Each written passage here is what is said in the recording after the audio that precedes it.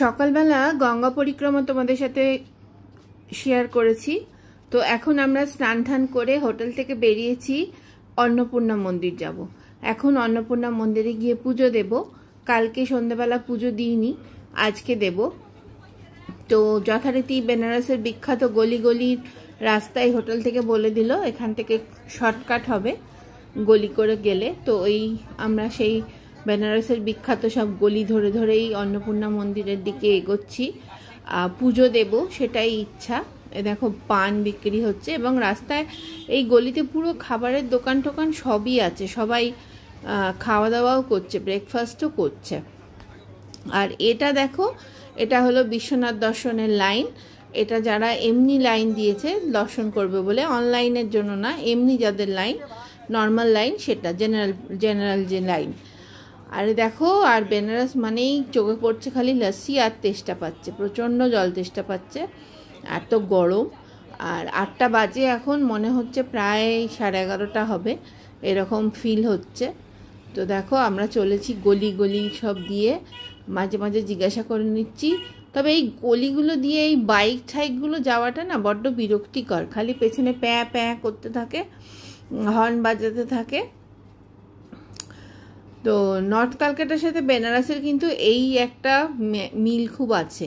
North কলকাতাতেও প্রচুর গলি, এগলি ওগলি দিয়ে যেখানে যেতে চাও পৌঁছে যাবে, আর বেনারসেও তাই, এগলি ওগলি ধরে ধরে এগিয়ে চলো। তো আমরা চলেছি, যেতে যেতে দেখো এটা একটা পুরনো বাড়ি দেখতে পেলাম, সেটাও তোমাদের সাথে একটু শেয়ার করে দিই। এ দেখো ভেতরটা ঢুকলাম না, সামনে থেকেই দেখলাম বাড়িটা বেশ সুন্দর। তবে এটা কোনো একসময় কলেজ ছিল, পাশে লেখা আছে, বোর্ড আছে, কোনো সময় কোনো কলেজ ছিল, এটা এখন আর নেই। আর এই বাড়ির সব দরজাগুলো দেখো কিরকম ছোট্ট ছোট্ট দরজা, মানে সবসময় মাথা নিচু করেই ঢুকতে হবে, মাথা উঁচু করে ঢোকা যাবে না। তো আমরা বেশ খানিকক্ষণ চলছি, তবে মেন রাস্তা দিয়ে হলে আরও বেশি সময় লাগতো। তো অলিগলি দিয়ে বলে একটু রোদ্দুরটাও কম আছে, বাড়ি চারপাশে বাড়ি বলে রোদটা ঢাকা পড়ে যাচ্ছে। একটু রাস্তা গুলিয়ে ফেলেছিলাম, তো ওই ছেলেটি আবার আমাদের দেখিয়ে দিল অন্নপূর্ণা মন্দিরের রাস্তা। কারণ অনেক গলি তো, একটা এদিক গেছে একটা ওদিক গেছে, আর সরু সরু গলি। এই দেখো গলি ধরে ধরে আমরা এখন প্রায় এসে গেছি অন্নপূর্ণা মন্দিরের কাছাকাছি।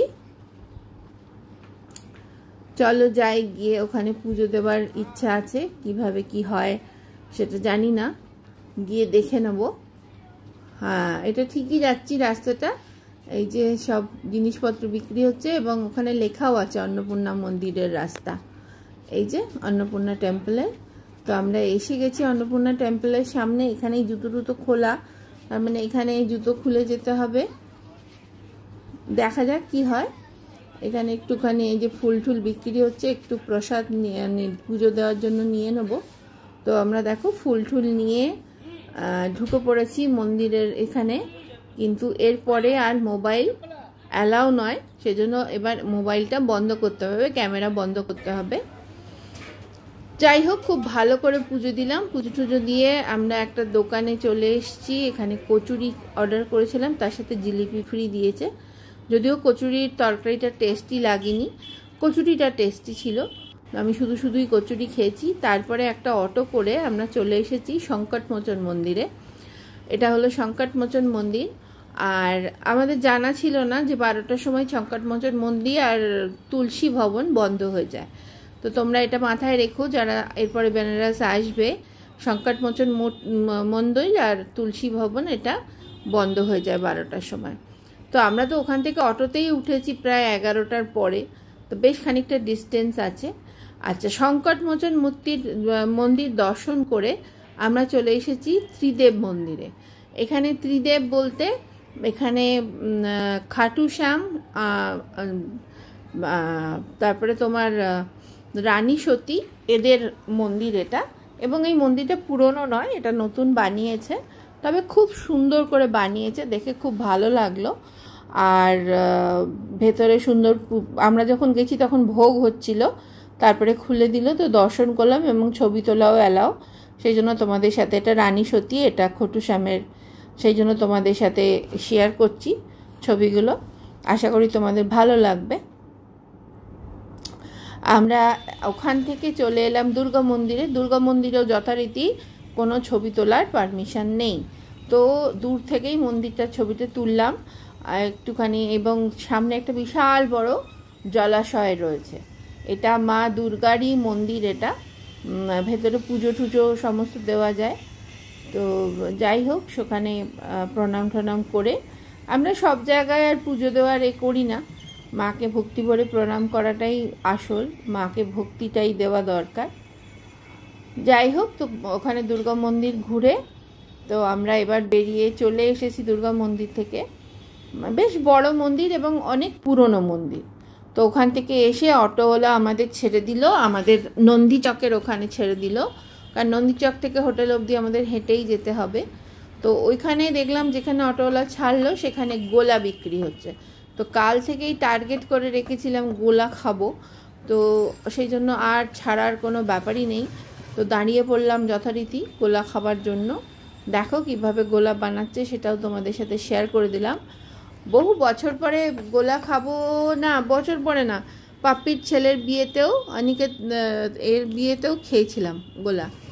যাই হোক, তো এখানেও খাবো। আর প্রচণ্ড গরম, এখানে গোলা টোলা, স্কুলের বেশ কিছু স্টুডেন্ট এসে দাঁড়িয়েছিল, গোলা খাচ্ছিল। দেখো কত সুন্দর করে বানাচ্ছে, সেটাই তোমাদের সাথে আমি শেয়ার করছি।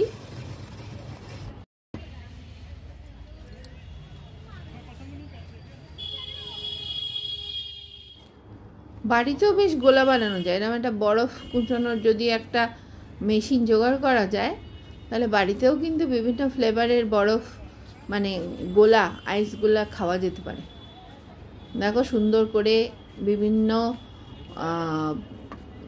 রং দিয়ে সাজাচ্ছে, এগুলো সিরাপ আর কি, যদিও সবই রঙেরই ব্যাপার। যাই হোক, তো এইটা আর একটা বাকি আছে, বাপ্পার বিলকে দিয়ে দিয়েছে, আমারটা বানানো হচ্ছে।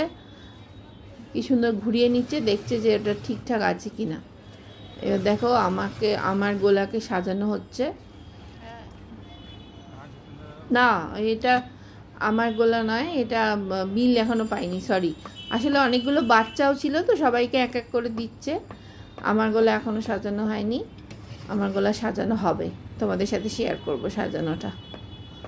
কার কার ভালো লাগে গোলা খেতে আমাকে কমেন্ট করে জানিও, এবং কলকাতায় কোথায় গোলা খাও সেটাও জানিও, তাহলে আমি একদিন যাবো, গিয়ে খেয়ে আসবো। কারণ কলকাতায় তো গোলা বহু বছর হয়ে গেল কলকাতায় গোলা ঠোলা পাওয়া যায় না, খাই না। কারণ আমাদের বাড়ির সামনে বলেছিলাম, তোমাদের গল্প করেছিলাম যে একজন থাকতো নন্দিদা, সেই নন্দিদার কাছ থেকে আমরা এরকম গোলা খেতাম। কারণ আমাদের বাড়ির সামনে একটা স্কুল আছে নোপানি, তো সেইখানে। কিন্তু আজকাল তো আর কোথায় নন্দিদা আর কোথায় গোলা।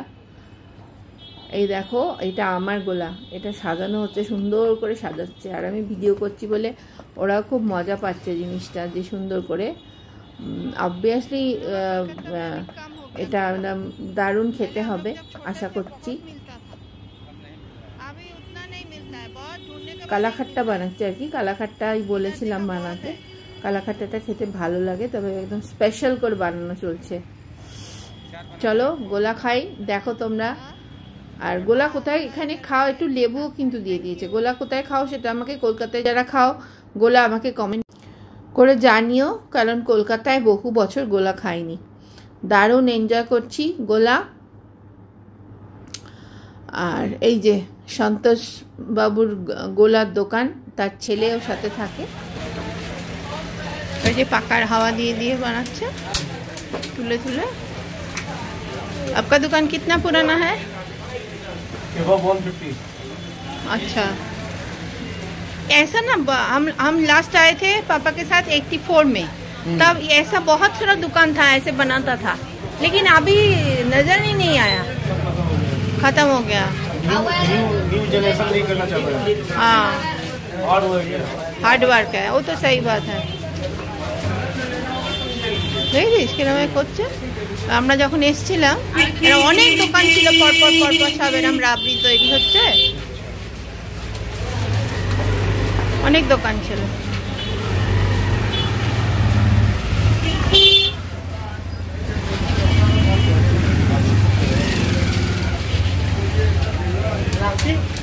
प्लास्टिक चीनी वाला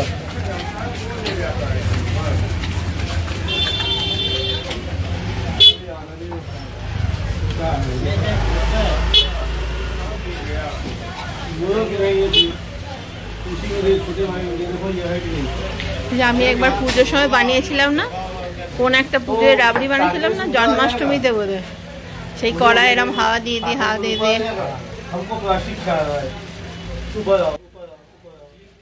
রাবড়ি এখন বানানো শুরু হয়েছে। এখন রাবড়ি দেবে না, রাবড়ি সেই সন্ধ্যেবেলা 8টা নাগাদ পাওয়া যাবে। তো আমরা এখন রাবড়ি পাবো না, তাই এখন হোটেলে চলে যাচ্ছি। অবশ্যই তার আগে নিয়ে নিলাম লস্যি, এদের কাছেও লস্যিটা খুব ভালো ছিল। তো হোটেলে এসে লস্যি টস্যি খেয়ে আজ আর আমরা লাঞ্চ করিনি, কারণ লাঞ্চেও আমরা আর করার জায়গা ছিল না, কারণ অনেক উল্টোপাল্টা জিনিসপত্র খেয়েছি সারা রাস্তা ধরে সকালবেলা। তো সেই জন্য আর লাঞ্চ হয়নি। লস্যি আর যা যা এনেছিলাম সাথে করে সেইগুলো খেলাম লাঞ্চে, আর ভাত টাত কিছু খাওয়া হয়নি, যাই হোক খাইনি। তো দেখো বিকালবেলা এখন সবাই গঙ্গার বোটিংয়ে বেরিয়েছে। তো তোড়জোড় চলছে, যারা বোটিং করছে আর যারা বোটিংয়ে এখনও মানে এ করেনি, সাজানো গোজানো চলছে। আর তারপরে সবাই এক এক করে লোকজন বোটে উঠছে আর কি। বেশ ভালোই লাগছে দাঁড়িয়ে দাঁড়িয়ে, একটা সুন্দর একটা, যদিও ঠান্ডা নেই, গরম হাওয়া। আর এতক্ষণ এসিতে ছিলাম ঘরের ভেতরে, তো সেই জন্য বাইরে বেরোনোর পরে তো গরম তো লাগছেই। তো যাই হোক, রাবড়ির যেটা বলছিলাম যে এখন কিন্তু খুব কম জায়গাতেই আছে রাবড়ি, বেনারসে ওরমভাবে বানায়। তো ভালো লাগলো দেখে। দেখো কত সুন্দর সবাই চলেছে। আর আজকে তো আমরা ফিরে যাব, আজকে আমাদের রাত্রিবেলায় ট্রেন। তো তোমাদের কিরম লাগছে, আমার ওই বেনারসের পুরো সিরিজটা কিরম লাগছে সেটা আমাকে জানাতে ভুলো না কমেন্ট করে। আর কেউ যদি যাও বেনারস, যদি কোনো কোয়ারিজ থাকে তাহলে আমাকে অবশ্যই জানিও, আমি নিশ্চয়ই আনসার করব বেনারসে কি আছে, কোথায় আছে। কি সুন্দর না এগুলো দেখতে, আমার এত ভালো লাগে। চারিদিকে শুধু ছড়ানো বোট, মনে হচ্ছে যেন সব গামলার মধ্যে, সেই যেরকম আগে আমরা বোট চালাতাম না, একটা আগুন লাগিয়ে দিলে ফটফট ফটফট করে যেত, সেরকম। এই দেখো এখানে সবাই কিরম স্নান করছে সন্ধ্যেবেলা, এখন বিকালবেলা, এখন প্রায় 5:30 পৌনে 6টা বাজে। এই যে সব সাজানো গোজানো রয়েছে, বজরা, সব লোকজন উঠছে, কিছু বোটিং করে ফিরছে, কিছু বোটিংয়ে যাচ্ছে। তো আমরা আবার সন্ধ্যেবেলা বেরোবো, এমনি সব যাটা টুকটাক নেওয়া ঠেওয়া সব নিয়ে নিয়েছি। সন্ধ্যেবেলা বেরিয়ে আমরা যাব রাবড়ি নিতে, রাবড়ি খেতে হবে বেনারসের। প্যাড়াও খেয়েছি, কিন্তু বেনারসের প্যাড়ার থেকে দেওঘরের প্যাড়া বেশি ভালো আমার লাগে। যাই হোক, বেনারসেও প্যাড়া খেয়েছি, আর তার থেকে বেনারসের রাবড়িটা বেশি খাওয়ার ইচ্ছা। আর লস্যি তো দারুণ, মানে দারুণ লস্যি খেতে বেনারসের। আমরা তো সন্ধে নেই, বিকাল নেই, সকাল নেই, সারাক্ষণ লস্যিই খেয়ে যাচ্ছি। তার ফলে শরীরটা অনেকটা বেটার আছে, নাহলে এই গরমে না ডিহাইড্রেশন হয়ে যাওয়ার ভীষণ ভয় থাকে। আর যে পরিমাণ জল খাচ্ছি আমরা, মানে একটা বোতল কেউ নিলে সেটার মানে থাকছে না, পুরোটাই শেষ হয়ে যাচ্ছে অ্যাট এ টাইম। এই দেখো কিরম বজরার মধ্যে সবাইকে বসাচ্ছে এক এক করে।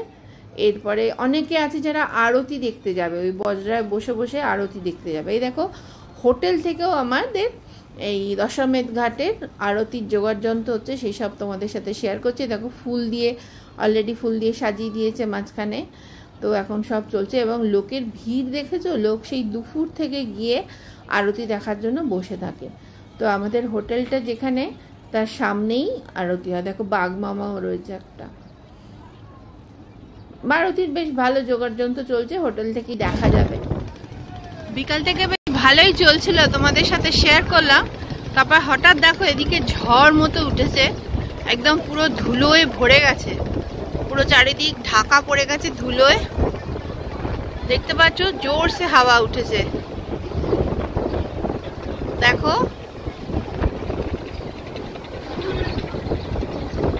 খুব জোরসে, সব একদম উড়ে ঠুড়ে চলে যাবার জোগাড়। আমি বারান্দায় দাঁড়িয়ে আছি, আমার হাতটাও একদম পুরো নাড়িয়ে দিচ্ছে, এত ঝড় মতো উঠেছে। ওই যে দেখো,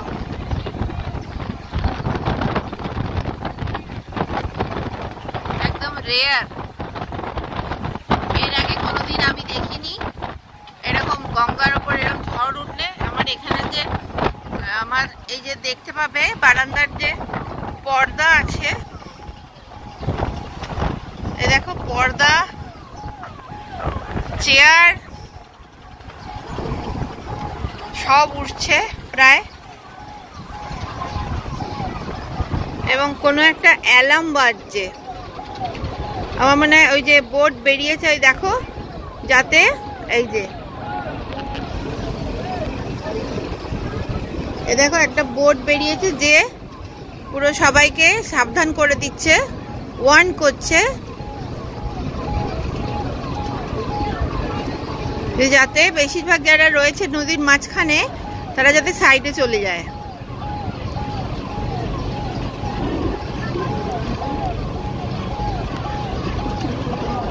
দেখতে পাচ্ছ ঝড়, প্রচন্ড ঝড় উঠেছে, পুরো ধুলোয় ভরে গেছে চারিদিক।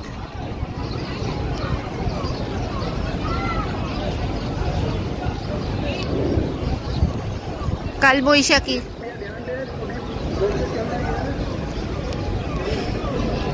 এবং বোটরাও চেষ্টা করছে সবাই সাইড করার।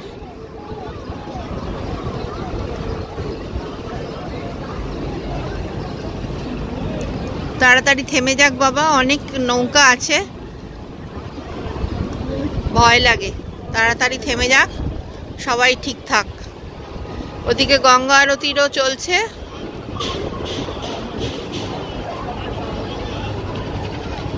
সব টিন ঠিন দুমদাম আওয়াজ হচ্ছে।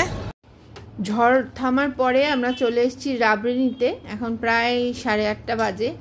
আমরা রাবড়ি নিয়ে একটু আরও টুকটাক কিছু নেওয়ার আছে, সেগুলো নিয়ে আমরা আবার হোটেলে ব্যাক করব। তো দেখো আমাদের রাবড়ি দিচ্ছে, সুন্দর করে প্যাক করে দিচ্ছে। আমরা বললাম যে একটু নিয়ে যাব কলকাতায়, তো সেই জন্য আবার সুন্দর করে প্যাক করে দিচ্ছে। আর আমাদের খাবার জন্য খানিকটা আবার দিয়েছে। তো এখানেও 600 টাকা কিলো রাবড়ি। আমি তিওয়ারিতেও দেখেছিলাম, এই তিওয়ারি না, শর্মাতেও দেখেছিলাম রাবড়ি 600 টাকা কিলো, বেনারসেও রাবড়ি 600 টাকা কিলো। তো এখন প্রায় রাত্রি 9:30 বাজে, আমাদের ডিনার টিনার সব হয়ে গেছে। তো আমরা হোটেল থেকে বেরিয়ে পড়েছি 9:30 সময় না, আমরা হোটেল থেকে বেরিয়েছি প্রায় 12:30। এখানে হোটেল থেকে একটা গাড়ি ব্যবস্থা করে দিয়েছে, তো যথারীতি ওই 1 কিলোমিটার তো হেঁটে আসতে হচ্ছে গাড়িটা ধরার জন্য। দেখো আমাদের গাড়িও এসে গেছে। আমরা এখন গাড়িতে করে যাব মোগলসরাই। তো মোগলসরাইতে আমরা ওই গাড়ি করেই চলে এসেছি মোগলসরাইতে। তো এখন আমরা ট্রেন আমাদের 1:45 সময় রাজধানী, হাওড়ার রাজধানী। তো চলো আবার ট্রেনে উঠব কাল সকালে কলকাতা। খুব ভালো কাটলো উইকেন্ডটা, আর এই 1.5 দিনে প্রচুর হাঁটা হয়েছে, প্রচুর ঘোরা হয়েছে, মানে দারুণ উইকেন্ডটা কেটেছে বেনারসে। অল্প মানে সময়ের জন্য হলেও খুব ভালো কেটেছে। তো আমরা এখন মানে হাঁটি হাঁটি পা পা করে গুড়ি গুড়ি করে পা দিয়ে আমরা চলেছি, কারণ এখনও টাইম আছে। এখন 1টা মতো বাজে, এখনও বেশ 45 মিনিট মতো টাইম আছে রাজধানীর।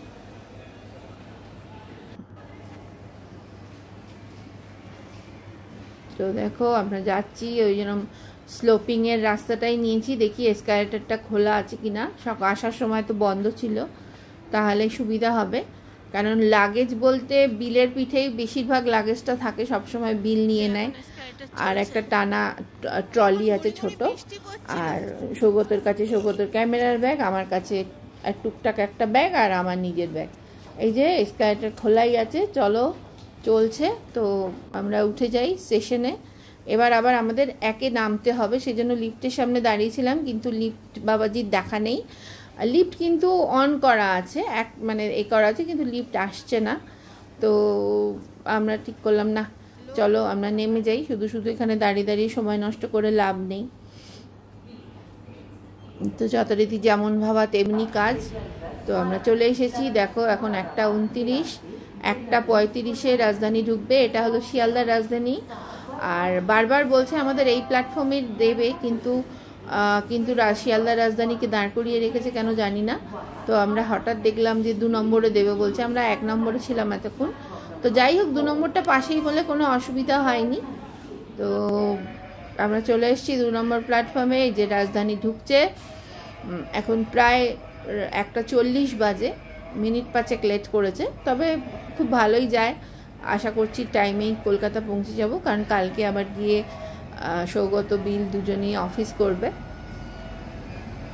উইকেন্ড শেষ, বেনারস ঘোরা শেষ, তো রাজধানী ঢুকে পড়েছে। এবার উঠে পড়বো, তবে প্রবলেম হলো সবই আপার বার্থ, আমাদের একটা লোয়ার বার্থ পাওয়া যায়নি, কারণ হঠাৎ করে টিকিট কাটা হয়েছে, তো আপার বার্থেই সব পাওয়া গেছে। তবে ট্রেনটা ভালো, সেই জন্য একটা শান্তি যে ভালোভাবেই যাওয়া যাবে, রাত্রটুকু আশা করছি ভালোভাবেই কাটবে, কোনো অসুবিধা হবে না।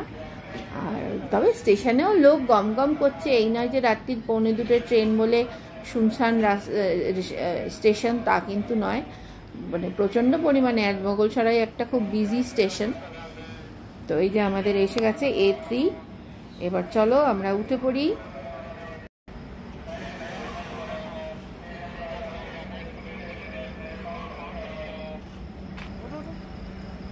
আমরা ট্রেনে উঠে পড়েছি, চলো টাটা, কলকাতায় গিয়ে আবার দেখা হবে। সবাই ভালো থেকো, আজ এখানেই শেষ করছি, খুব তাড়াতাড়ি নতুন ব্লগ নিয়ে দেখা হচ্ছে। চলো টাটা, সবাই ভালো থেকো।